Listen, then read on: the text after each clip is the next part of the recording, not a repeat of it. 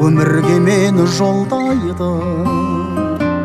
Алты қат аспан астында анамдай адал болмайды, анамдай адам болмайды. Жалғызым жаным жан апам, мақтадамам қалақам. Ананың жаны бос тұрғай, баланың жаны балапан.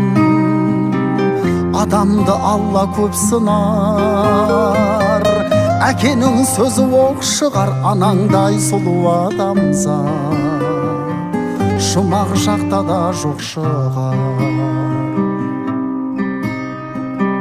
Періштең болып қорғайды, пештей болып орнайды.